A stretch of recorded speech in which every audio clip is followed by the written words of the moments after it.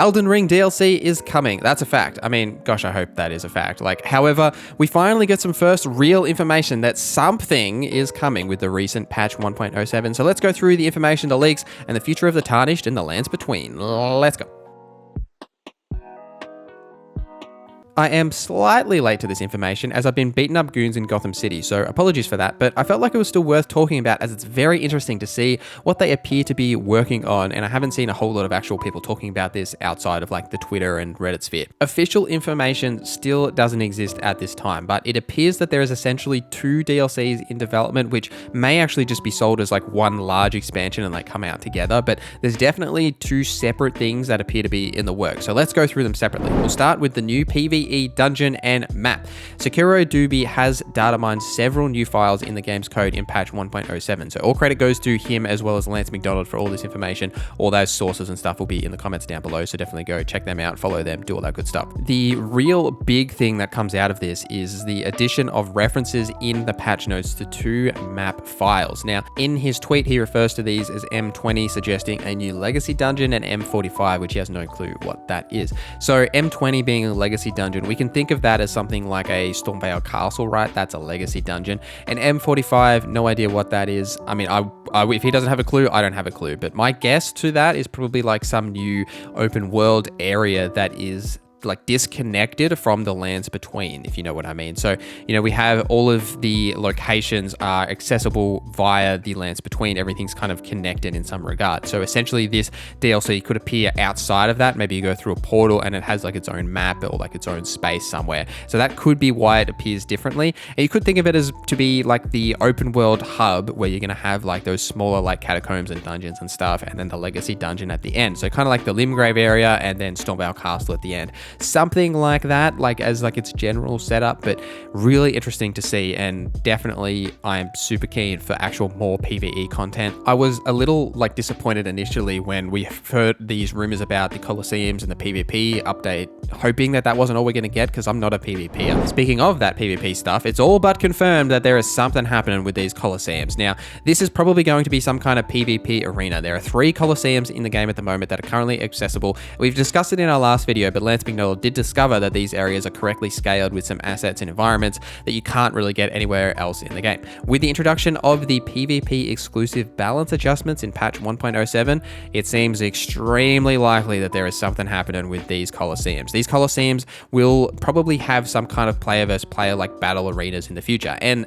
ууuBecome has also data mined some text banners that really reflect that this is definitely something that's happening.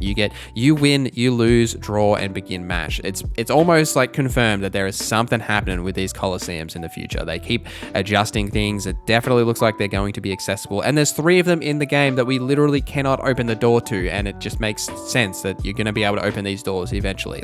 Why would you have these locations that take up so much space in the game if you can't even do anything with them, especially in the future? Definitely think something is happening here. And I would be very shocked if these are just here placeholders for something in the future in a new game or something, but definitely something I think is happening with these PvP arenas. And that's not all that we know about that's coming. So based on the findings of Sakura and Lance McDonald, we can tell that there's other stuff coming. There are new hairstyles that have been data mined. Ray tracing seems to be referred to in the files, which is super interesting. I'd be very interested to see what happens, especially considering that the performance of Elden Ring still isn't great. It's not bad, and I've played so many hours of this game, and I think the performance is quite solid as a whole, but you do get those stutters and stuff that still occur for me anyway, on PC. I'd be really interested, let me know in the comments if you still get stuttering on PC. Every now and again, maybe once every half an hour, the game will still stutter for me. If they're adding ray tracing to PC and consoles, it did definitely come to consoles as well, those performance issues are just going to be exemplified, and it'd be interesting to know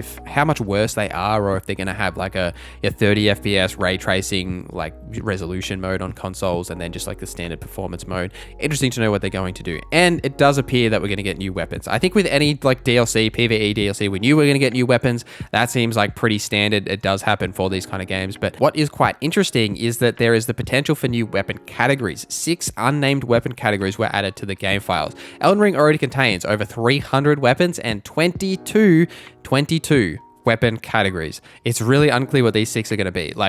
22 weapon categories are so many. Like, we don't really think about it a lot, but we are like spoiled out of our mind with weapons and different types of weapons in Elden Ring. There are just an exorbitant amount of them. So what possibly could these 6 new categories be? Like, I don't even know what we're really missing. I know that in previous titles there were some weapons that acted as like a magic catalyst but was actually a weapon as well, like a sword or something. So potentially that's something we could see, like some kind of a sword that acts as a way to cast like faith incantations or potentially like spells, something like that. So maybe that's going to be its own category. But I honestly don't know like what weapons we could be missing. Like, we've got standard versions of most of the, the swords and the spears and the katanas and everything, and then great versions of those, like the bigger, more colossal versions, and even a colossal weapon category. I honestly have no idea what these 6 categories could be. They could just be placeholders for stuff. Maybe they'll be like unique, like entirely unique weapons, and there's going to be like one weapon in that category for some reason, but honestly, who knows? It's really interesting to see what they could be. So the one thing that we still have zero idea about is the story for this DLC. We have no idea where it's going to be set or any information about what it's actually going to be.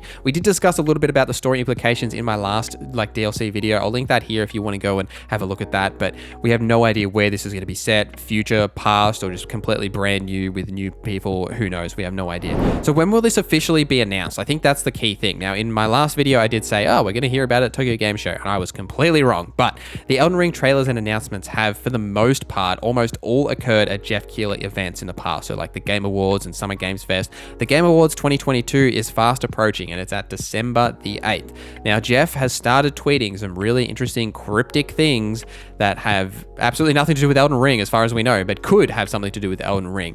Jeff tweeting things I've seen, ... just like a month before the Game Awards will happen. Now, this is about the time where they would start to get some of those, trailers and starting to plan out what the show was going to be and, when those game spots and announcements and things are going to happen. And it would make sense to me that we're going to get an official announcement of this DLC at the Game Awards, especially when Elden Ring is going to have a big showing at the Game Awards. Like, it's going to, it might not win every award, but it's going to sweep a lot of awards. And what a perfect time when Elden Ring is getting its dues to announce the DLC and the future of what's happening in this franchise. That it's not something that you're just going to make this one game and then move on. You think about how well Dark Souls and even Sekiro Shadows Die Twice sold, right? Think about that, and then think about the exorbitant amount of success that Elden Ring has had compared to that, right? It's sold like over 17 million copies in its first 6 months. It has just absolutely exploded beyond any recognition of what From Software probably expected. And Bandai Namco and From Software are absolutely going to expand on this franchise and make some kind of a DLC and future and things in this world. Like, you don't make a game that is this successful and then completely not abandon it, but just move on to something else, right? Do you know what I mean? Like, it's a poor business decision not to make DLC, paid DLC for this game, right? Like, there is money to be made there, and this is a business. Games are a business, as much as we don't like to think about that. There's absolutely going to be DLC coming. What a perfect time to announce it at the Game Awards. Hopefully I'm right this time. We'll see, I guess. Let me know your thoughts on the potential DLC and future of Elden Ring in the comments down below. Thank you for watching this video till the end. Thank you to our members for supporting the channel. My name is NorZZa, and I hope you have a great day.